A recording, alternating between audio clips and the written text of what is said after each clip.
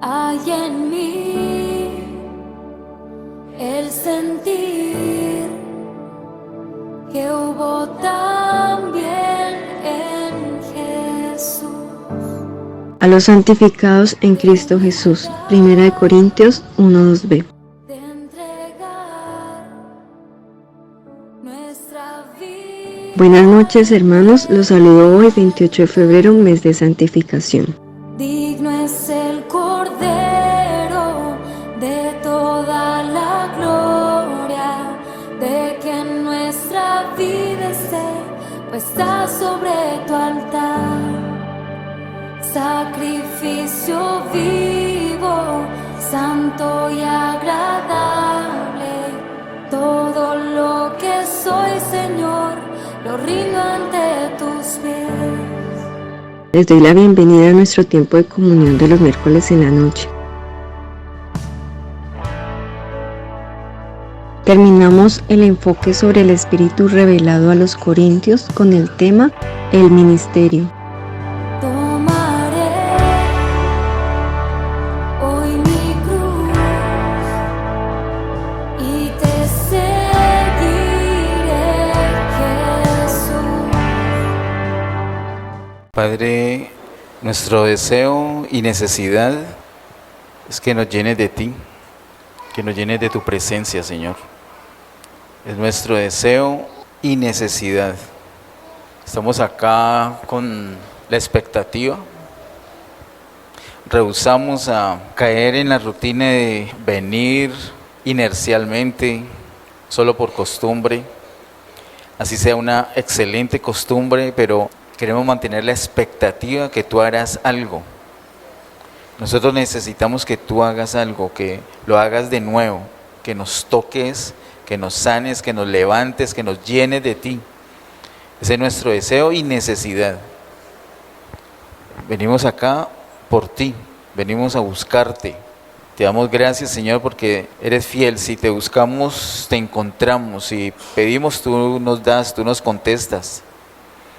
Gracias, Señor, porque podemos tener esa confianza en ti. Te alabamos, te bendecimos, Señor. Gracias, Señor, por todo. En el nombre de Jesús. Amén. En esta ocasión vamos a meditar juntos con el tema el ministerio. Los miércoles de este mes, hoy ya llegamos al último, hemos estado mirando el Espíritu revelado a los Corintios. Los dos primeros miércoles vimos revelación del Espíritu Santo a los Corintios en la primera carta. El miércoles anterior vimos una revelación acerca del Espíritu Santo en la segunda carta, segunda a los Corintios. Y hoy nuevamente vamos a ver revelación al respecto también en segunda a Corintios, y esta vez relacionado con el ministerio. Te invito a que inicialmente nos ubiquemos en segunda a Corintios capítulo 2 y consideremos los versos 12 al 17. Segunda a Corintios capítulo 2 versos 12 al 17. Mientras todos nos logramos ubicar allí, aprovecho para hacerles un comentario. Es muy bueno siempre tener como un panorama de cada parte de la Biblia, de cada libro, de cada carta. Y primera y segunda Corintios son cartas bien caracterizadas. En la primera, usted recordará que uno de los temas que se tratan ahí son los dones del Espíritu. Y sobre todo hay uno de esos dones que se habla más que los otros. ¿Recuerda cuál? De lenguas. Habla de los dones en 1 Corintios. En 2 Corintios no habla de los dones, sino que habla de ministerio. 1 Corintios, dones. 2 Corintios, ministerio. Y tal vez recordará que vimos por ahí cuando charlamos acerca de el bautismo, cuando vimos en 1 Corintios capítulo 12 acerca del bautismo en el Espíritu. En los primeros versículos del capítulo 12 de 1 Corintios vimos que hablan de dones y después ¿qué? Ministerio y después ¿qué? operación, ¿cierto? Y tan clarito como lo dice él, que los dones corresponden al Espíritu Santo, el servicio al Señor Jesús y la operación al Padre. El Padre quiere hacer una operación con la iglesia, entonces se vale de un ministerio o de los ministerios o los servicios que tienen que ver con el Señor Jesús. Y eso se produce gracias a los dones que son impartidos por el Espíritu Santo. Así que allí habla de dones y luego habla de ministerio, mostrando una diferencia. Primera Corintios enfatiza dones, Segunda Corintios enfatiza ministerio. Hay personas que pueden recibir dones y no se desarrolla en ellos un ministerio. El don lo recibes en un abrir y cerrar de ojos. En menos de un segundo puedes recibir 1, 2, 3, 15 dones. Pero un servicio no lo tienes en un segundo, ni en un minuto, ni en un día, ni en una semana, ni en un mes, ni en un año. Posiblemente necesitemos una década. Escúcheme esto, o más.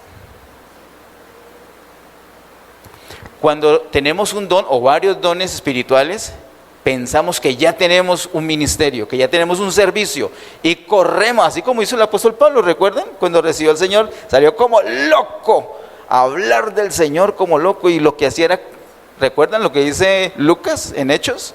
¿Qué hacía Pablo? ¿Era de mucha edificación? No, estaba confundiendo la iglesia. Y él no lo hacía de mala fe, lo hacía de buena voluntad, pero es distinto tener unos dones, muchos dones, puede ser, no significa que ya tiene un ministerio.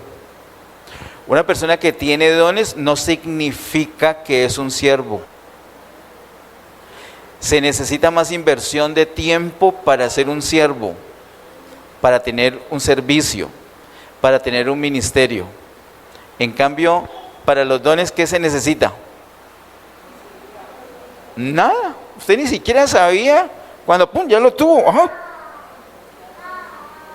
Pero para tener un servicio es distinto.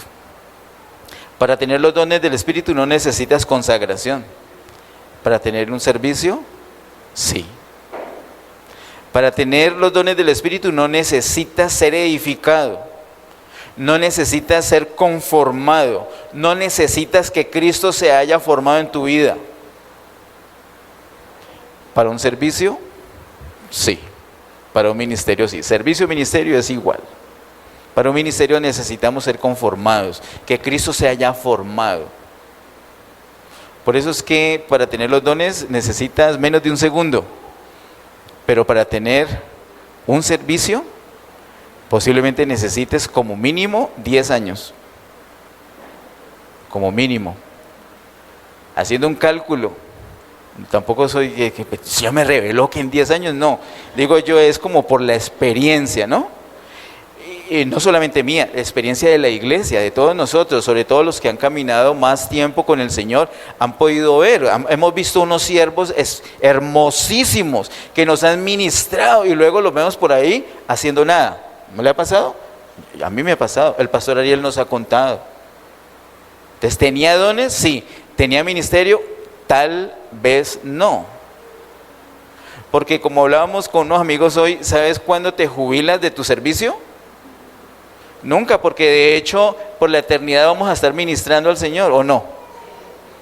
Entonces uno empieza un ministerio, pero ¿cuándo lo termina? ¿Cuándo se jubila? Nunca, jamás. Así que hay una diferencia entre los dones y el ministerio. Son muy importantes los dones para llevar a cabo el ministerio, pero se necesita consagración, dedicación para servir. Bueno, ya creo que ya todos ahora sí estamos ubicados en 2 Corintios. 2 Corintios capítulo 2, versos 12 al 17 dice: cuando llegué a Troas para predicar el evangelio de Cristo, aunque se me abrió puerta en el Señor, no tuve reposo en mi espíritu por no haber hallado a mi hermano Tito. Así, despidiéndome de ellos, partí para Macedonia, mas a Dios gracias, el cual nos lleva siempre en triunfo en Cristo Jesús, y por medio de nosotros manifiesta en todo lugar el olor de su conocimiento, porque para Dios somos grato olor de Cristo a los que se salvan, y en los que se pierden, a estos ciertamente olor de muerte para muerte, y a aquellos olor de vida para vida. Y para estas cosas, ¿quién es suficiente? Pues no somos como muchos que medran falsificando la palabra de Dios, sino que con sinceridad, como de parte de Dios y delante de Dios, hablamos en Cristo. Aquí hay unas pautas muy importantes acerca del ministerio. Mire que dice el verso 12, algo positivo. ¿Qué es lo positivo del verso 12? Dice que aunque se me abrió puerta en el Señor. ¿Puerta para qué? ¿Para qué será? Para predicar el evangelio, que era lo que él hacía, el apóstol Pablo. Y esa puerta no provenía de una idea humana, sino que se le abrió puerta en el Señor. El Señor fue que le dio esa oportunidad, se le abrió puerta para que pudiera predicar. Eso es lo positivo, pero ¿qué es lo negativo? Dice el verso 13, no tuve reposo en mi espíritu por no haber hallado a mi hermano Tito. ¿No tuvo reposo dónde? En su espíritu. Entonces, hay una cosa positiva, el Señor le abrió puerta, pero aunque la abrió el Señor, eso nos habla de una cosa casi que logística, una situación externa muy útil para su ministerio, pero en contraste a eso hay una más interna, algo de su espíritu. Él no tuvo reposo, no tuvo paz, no pudo tener tranquilidad en su espíritu, porque no vio a quién. A Tito. Él necesitaba ver a Tito porque Tito le daría información muy útil de cómo precisamente esa iglesia que estaba en Corinto había reaccionado con la primer carta que él les había enviado. Y no lo vio, no se encontró con él, y entonces no tuvo reposo. Ahí podemos ver dos cosas que quiero mencionar. En primer lugar, el ministerio es un asunto del espíritu, de nuestro espíritu. ¿Cuál es el espíritu que no tuvo reposo? El espíritu de Pablo. Si no tenemos ese cuidado, que el servicio es en el espíritu, como también lo dice el mismo apóstol en Romanos capítulo 1, debemos servir al Señor en el espíritu. Si no tenemos ese cuidado, nos vamos a deslumbrar cuando el mismo Señor nos abra puerta. Uy, es una multitud y de pronto Él nos está dando un testimonio en el espíritu y no le prestamos atención porque estamos embelesados con esa puerta que se nos abrió y con esa multitud que vino a escuchar y todos los que se convirtieron. Pero el Señor nos está inquietando, nos está dando un testimonio y no le ponemos atención. Pablo, a pesar de que se le abrió puerta, él sí tuvo esa sensibilidad y no tuvo reposo en su espíritu. El ministerio es primordialmente algo interior, más que lo exterior. El ministerio se enfoca en el espíritu,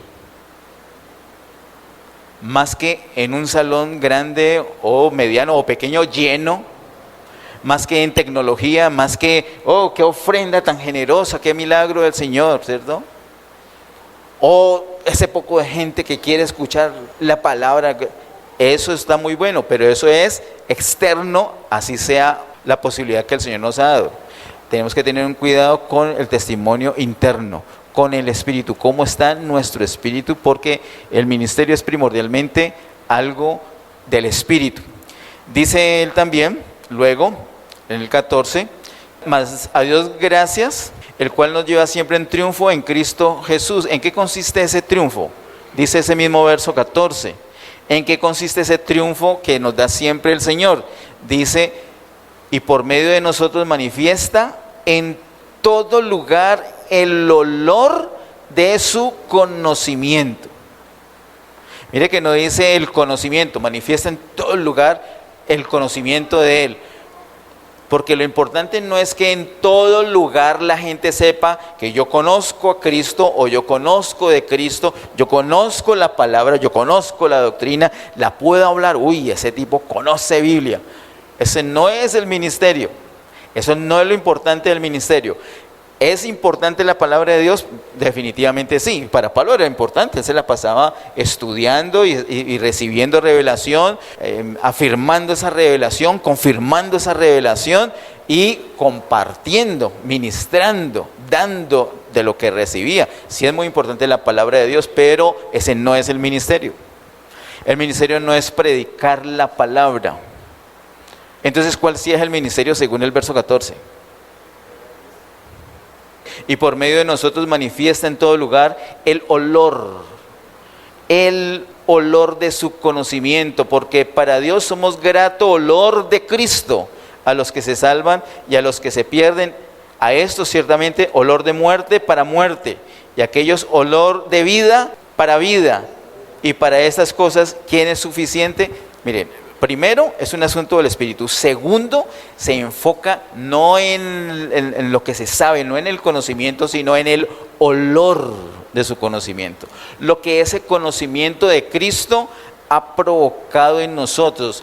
¿Qué tanto estamos nosotros impregnados de Cristo al punto de que olemos a Cristo? Hay una cosa que el creyente tiene que expedir, un olor. Cada creyente tiene que oler a Cristo. Cuando alguien lo hace enojar a usted, cuando usted está enojado, ¿a qué tiene que oler usted? No puede oler a diablo cuando se enoja. ¿Se enoja y huele a diablo? No. ¿Tiene que oler a qué? A Cristo. ¿Y cuando está contento? A Cristo. ¿Y cuando está reposado? A Cristo. Cuando le va bien, a Cristo. Cuando le va mal, a Cristo. Huele a Cristo. No depende de las circunstancias, sino que depende de su comunión, la comunión que tiene con Cristo. Una vez me tocó ir a un lugar, yo lo recordé en este momentico que está mi hijo Juan David aquí enfrente. Juan David me recogió en el carro, estaba en el CAM. Y por esos días estaban arreglando esa plazoleta y habían puesto unas vallas, como haciendo unos caminitos. Uno tenía que salir de las oficinas y pasar por todos esos caminitos. No había forma no era abierto para uno escoger el camino, era obligatorio un solo camino. Y resulta que había llovido, hacía mucho frío y a los lados había muchas personas fumando. Y se habían puesto de acuerdo para fumar la misma sustancia. Y yo todo el camino lo recorrí y recibía en mi cabeza, en la ropa, todo ese olor. Cuando me subí al carro de Juan David, qué pena, olía a esa sustancia. Pero estaba pasado, llegué a la casa a lavarme el cabello, a cambiarme de ropa, horrible. Quedé impregnado. Como dice ese dicho, el que anda entre la miel, déjalo, ¿cierto? Algo se le pega. Entonces, tenemos que estar impregnados. ¿De qué estamos impregnados? Depende. ¿Usted dónde se la pasa? Si se la pasa en la cocina, de pronto va a tener un olor a azafrán, a cebolla. No, mejor no. Pero si tiene mucha comunión con Cristo, se le tiene que pegar ese olor a Cristo. Tiene que pegársele. O sea, no es posible que usted esté mucho tiempo con Cristo y reaccione raro, reaccione como un diablo. No hay forma. Tiene que reaccionar como Cristo. Se le pega el olor a Cristo. Lo que el Señor quiere manifestar con nosotros en todo lugar es el olor del conocimiento de Cristo. Y más adelantico lo ratifica, es olor de Cristo. Nuestro olor tiene que ser olor de Cristo.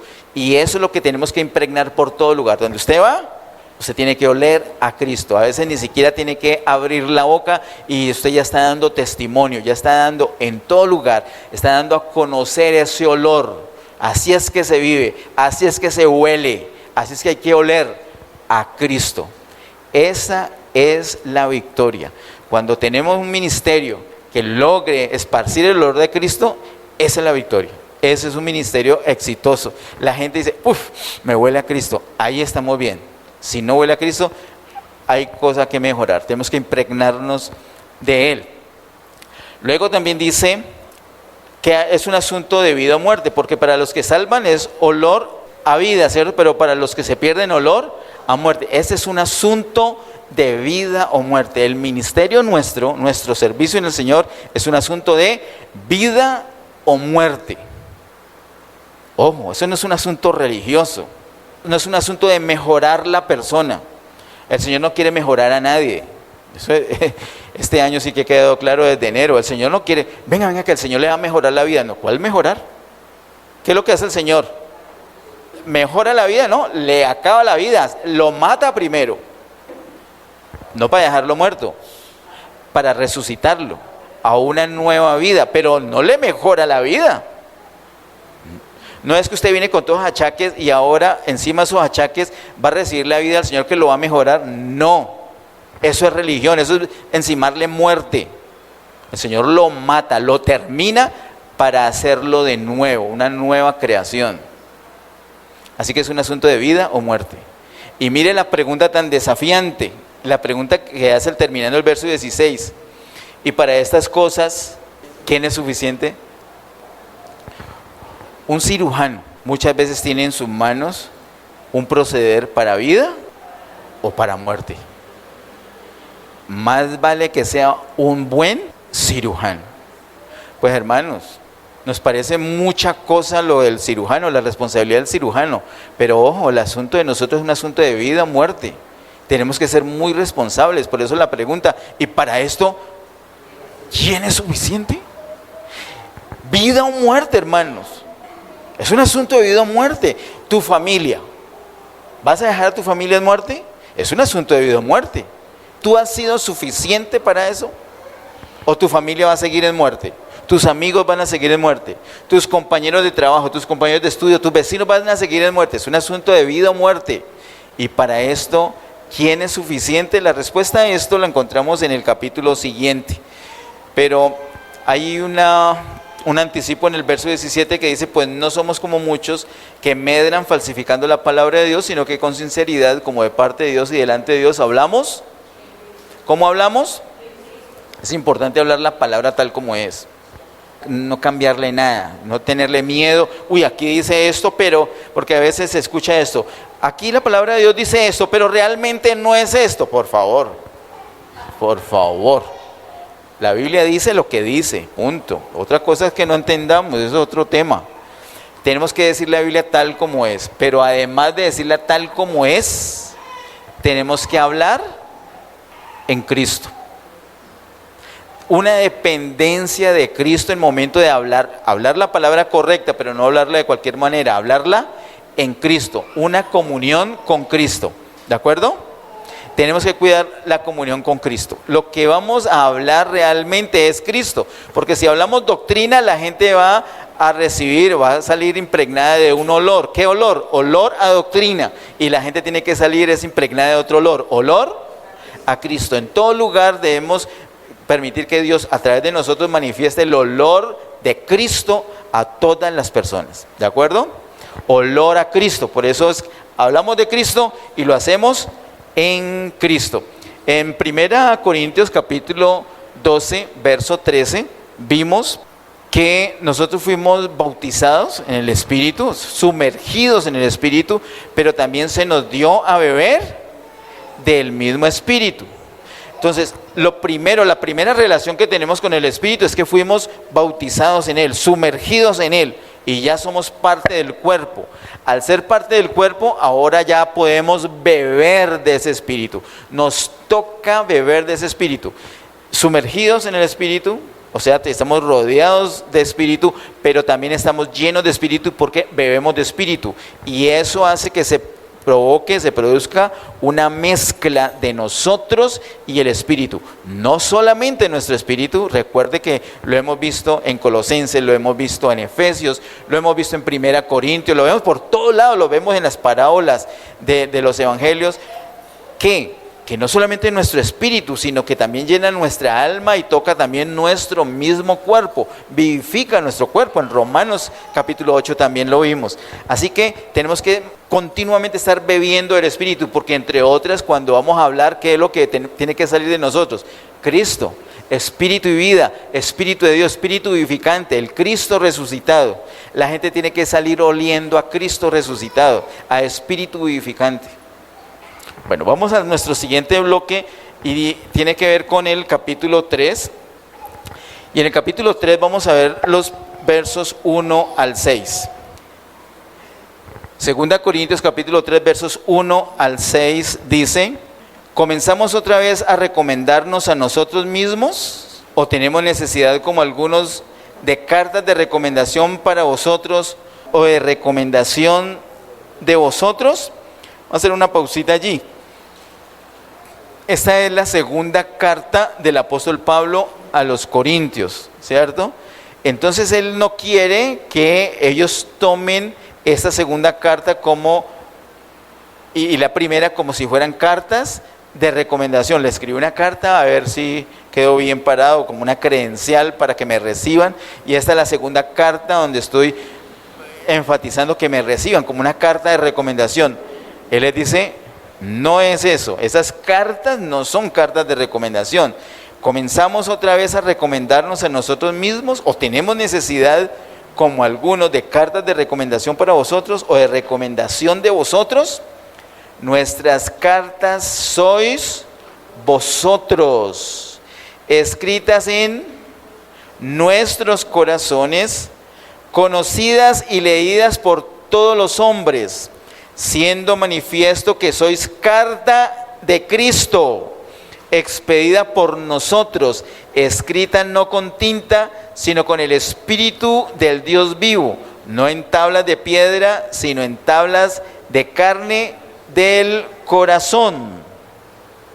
Entonces, ¿cuáles son las cartas? Las personas que reciben la palabra, el testimonio, el servicio, el ministerio de los apóstoles, de las personas que sirven al Señor.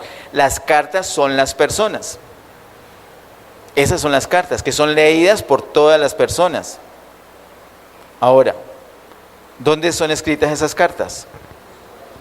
En los corazones de las personas, ¿sí? ¿De acuerdo? Pero mire que el verso 2 dice otra cosa. Según el verso 2, ¿dónde son escritas esas cartas? Dice en nuestros corazones, ¿cierto? El verso 2 dice, indica que es nuestros corazones. Las cartas son escritas en las personas que ministran, las personas que sirven a los santos, que sirven a la iglesia, que comparten la palabra, que comparten del Señor, que están compartiendo de Cristo, que están sirviendo a Cristo o dispensando las riquezas de Cristo. En el corazón de esas personas, en este caso Pablo y su equipo, en el corazón de ellos era escrito esas cartas, según el verso 2. Pero según el verso 3, esas cartas también estaban escritas en los corazones de las personas. Cada vez que Pablo o uno de sus colaboradores hablaba, ministraba la palabra, daba el testimonio de Cristo, en ese momento se escribían 2 copias de la misma carta. Una carta en los propios corazones de los que hablaban y otra carta en los corazones de los oyentes. Entonces es en los corazones de ambos. En ese momentico, por ejemplo, a mí me tocó hablar la palabra. Lo que yo estoy hablando de Cristo está quedando escrito en mi corazón, pero también está quedando en sus corazones. En el mismo momento que está saliendo la palabra, yo estoy recibiendo, está escrito en mi corazón y ustedes lo están recibiendo en el suyo. Ahora, ¿quién es el que escribe?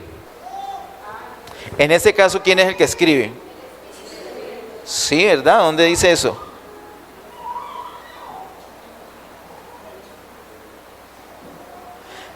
El 2 dice, nuestras cartas sois vosotros, escritas en nuestros corazones, conocidas y leídas por todos los hombres. Ahí nos dice quién la escribe. No, nos dice quién la lee, pero no quién la escribe. ¿Quién la lee?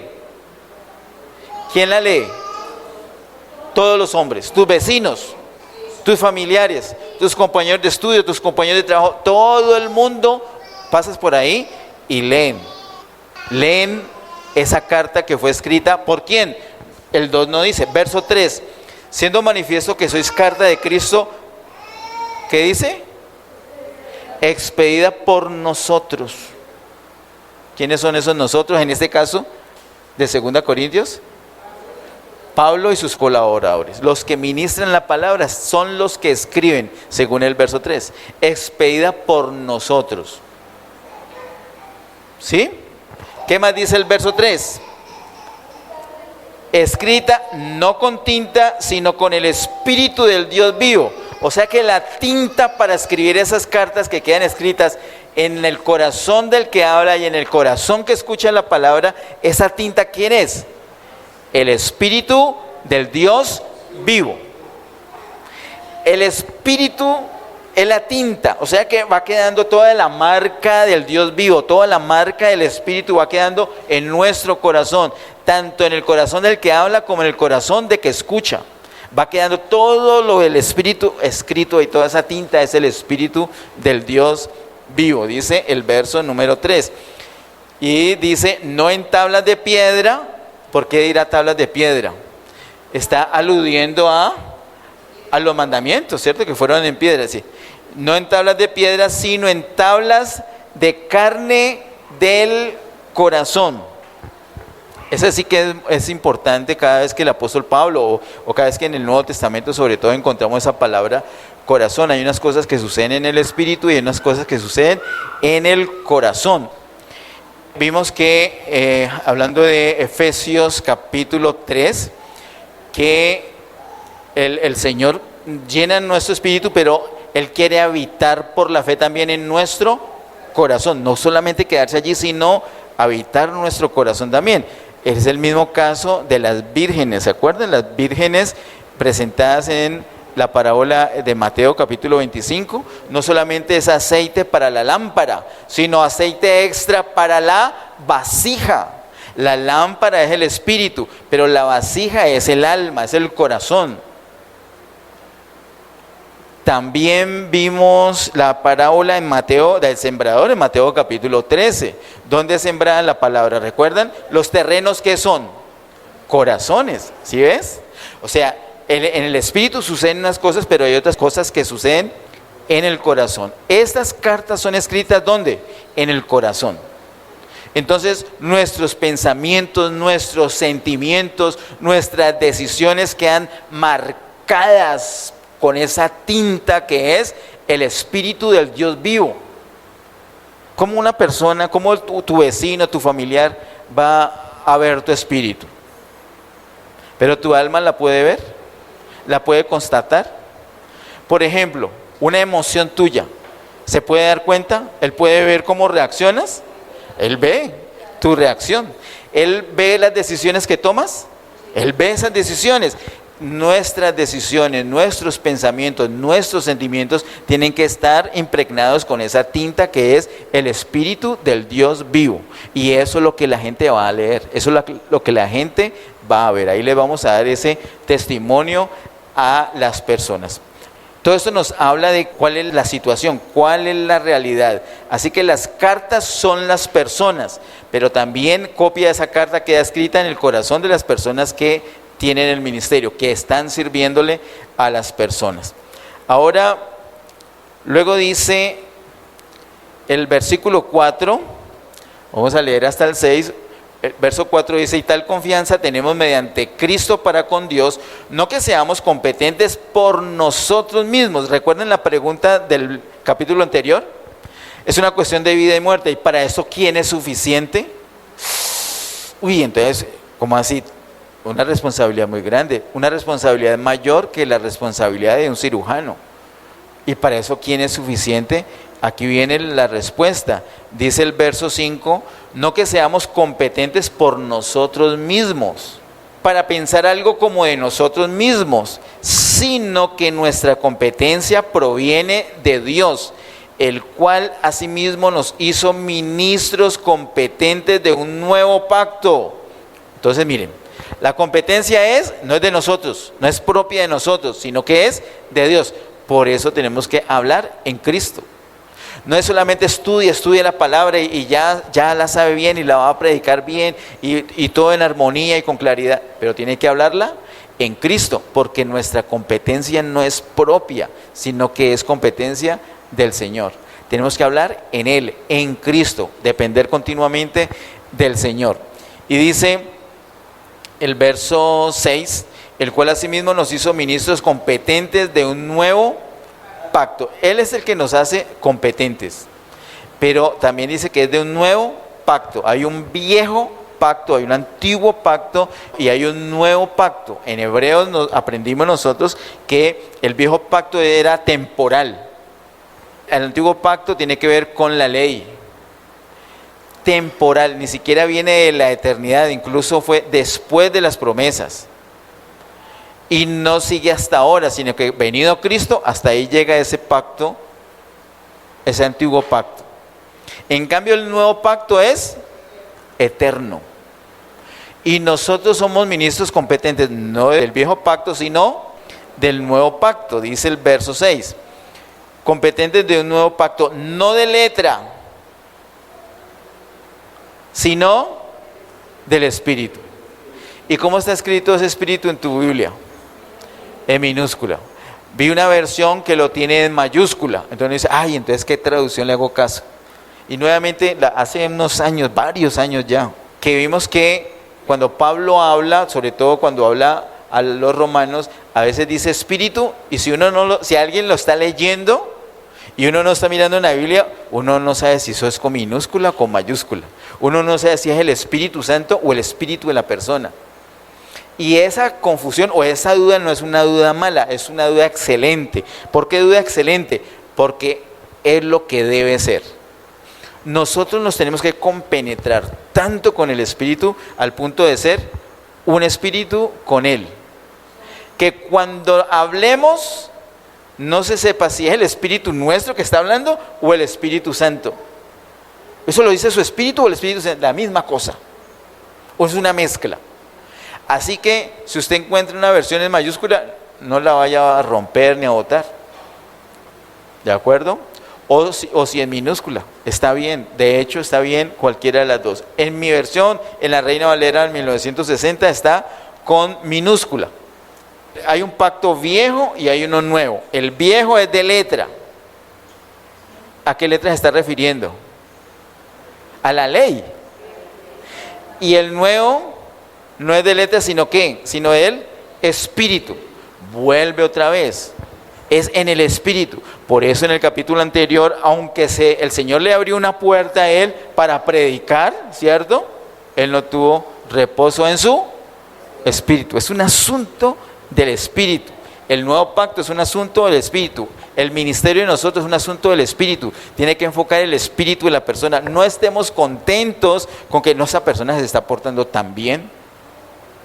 Necesitamos es un asunto de Espíritu.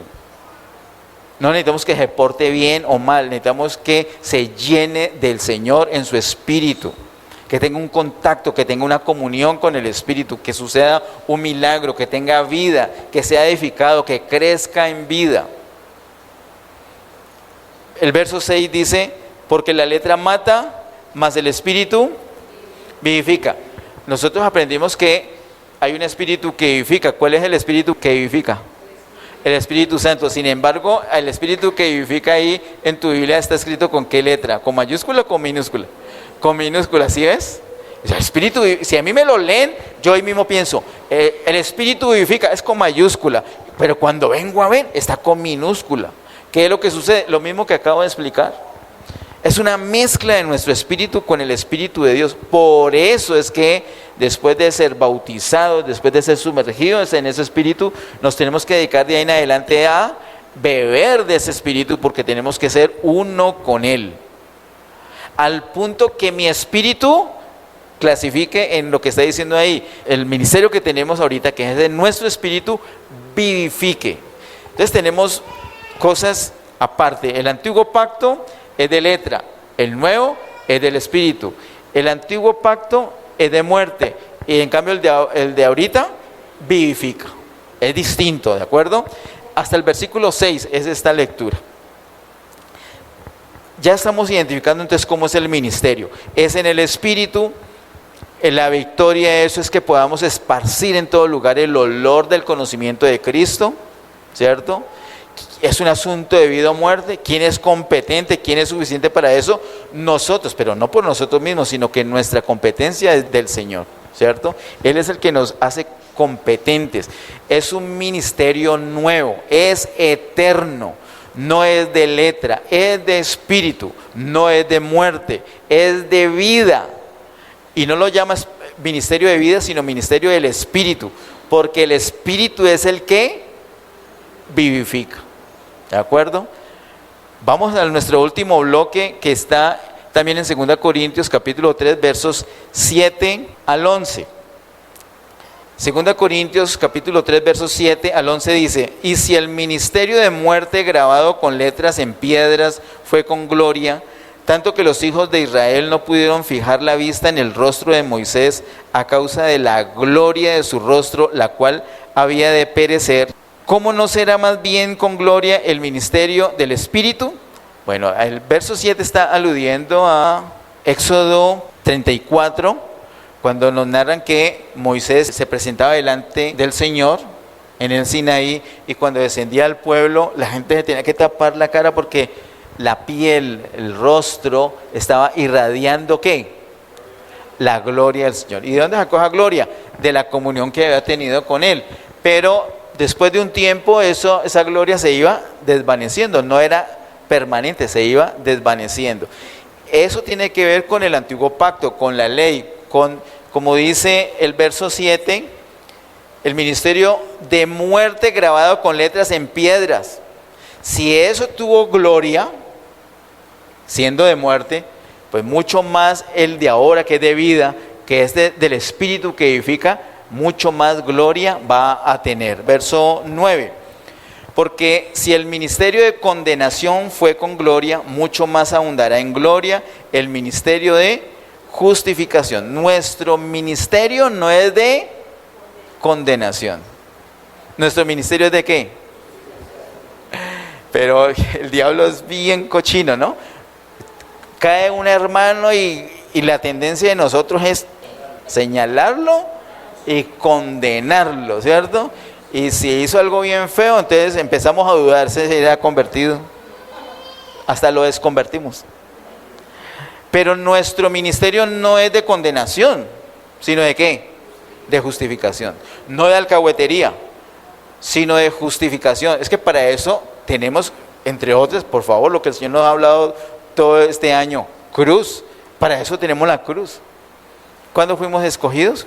¿En qué fecha fue eso? Desde antes de la fundación. Entonces, ¿qué diablo nos puede mover de ahí? No hay diablo. Antes de yo nacer, hice algo terrible, la embarré horrible. Y antes de hacer eso, hice algo buenísimo. No, hice algo, mejor dicho, ahora sí me gané el cielo. No, qué risa. Antes de hacer lo bueno o malo, Él ya nos había elegido. Nuestro ministerio es de justificación. Verso 10. Porque aún lo que fue glorioso no es glorioso en este respecto, en comparación con la gloria más eminente. Lo de Moisés tuvo gloria, y yo puedo entender algunas personas que ya no hablan de Jesús, sino hablan de Moisés. Y ni siquiera le pueden decir Moisés, así como a Jesús ya no le pueden decir Jesús, sino que tienen que usar una palabra en hebreo para decir ambos nombres. Yo puedo entender, porque es que Moisés, mis respetos con Moisés, ¿cierto? Y hombre, que hasta su gloria irradiaba sobre su piel. Pero era de un solo hombre, y era sobre la piel, y era temporal. En cambio, hoy en día hay miles que están irradiando esa gloria, no sobre, sino de dentro de su propio espíritu. Por aquí hay 3, 4, 5, mírelos. En nosotros está la gloria del Señor, y esa es la que tiene que irradiarse. ¿Y sabe cuándo deja de irradiar esa gloria? Jamás, porque esa es una gloria eterna que se manifiesta en nosotros. Ese es el ministerio que tenemos nosotros. ¿Alguno de ustedes que tiene carro o moto, se le ha quedado en las luces de su carro prendidas? Y es normal que se le quede prendida de día o de noche. De día. De día uno no se da cuenta, uno no nota. ¿Por qué no nota si están prendidas las luces, son potentes? ¿Por qué no lo notó? Porque hay más gloria con la luz. Por eso, como dice aquí el versículo 10, porque aún lo que fue glorioso no es glorioso en este respecto en comparación con la gloria más eminente. Cuando hay una gloria más eminente, no se nota la gloria que es más chiquita, esa luz no se nota. Yo no vi que estaban prendidos, se me quedó, la batería, vea, mal. Así el ministerio que tenemos nosotros tiene una gloria más eminente. Versículo 11, porque si lo que perece tuvo gloria, mucho más glorioso será lo que permanece. Es una gloria eterna. Hermanos, este es el ministerio, este es el servicio que el Señor nos ha encomendado en nuestras manos. No es cualquier cosa. Si nos parecía glorioso de Moisés, que lo fue, pero de una manera temporal, mucho más glorioso es el ministerio que tenemos nosotros, que tiene una gloria que es eterna, y nos confió a nosotros eso. Y ni siquiera dependemos de nosotros, sino que nuestra competencia es del Señor. Él es el que nos hizo competentes de este nuevo pacto. Diga, es un pacto de justificación. Entonces no vamos a estar por ahí condene y condene, sino que estamos llevando la gracia de Dios, hablando de la misericordia de Dios, del amor de Dios, tolerándonos entre nosotros, levantando al caído, dependiendo del Señor. Nosotros tenemos que impregnarnos del Señor, porque ese es el olor que queremos esparcir. Amén. Pongámonos en pie y terminemos orando. Padre, en el nombre de Jesús te damos gracias por este tiempo. Gracias por tu gran amor, por tu misericordia. Gracias, Señor, por el privilegio de poder conocerte, de poder seguirte, de disfrutarte y de poder servirte. Señor, aquí estamos tus hijos, aquí estamos tus siervos. Gracias, Señor, porque ni siquiera dependemos de nosotros, sino que tú eres quien nos hace competentes. Queremos llenarnos de ti, impregnarnos de ti, Señor, oler a ti, Señor. Queremos ministrar tu vida, queremos ministrar tu gracia, queremos impartir tu vida por donde quiera que vayamos, amado Dios. Gracias, amado Dios, porque es un asunto de vida o muerte, es un asunto lleno de gloria, es un asunto que vivifica a las personas. Amado Señor, nos damos cuenta de la necesidad que tenemos de la comunión contigo. Queremos beber y beber de tu Espíritu, Señor. En un tiempo de comunión como este, Señor, salimos impregnados de ti, pero no nos descuidamos. Al llegar a casa queremos seguir bebiendo y bebiendo de ti. Mañana queremos beber, y pasado mañana, y cada día beber de tu Espíritu, impregnarnos de ti, amado Dios. Ese es nuestro deseo, amado Dios. Señor, a ti te damos toda gloria, honra y honor por siempre. En el nombre de Cristo Jesús. Amén. Bendiciones.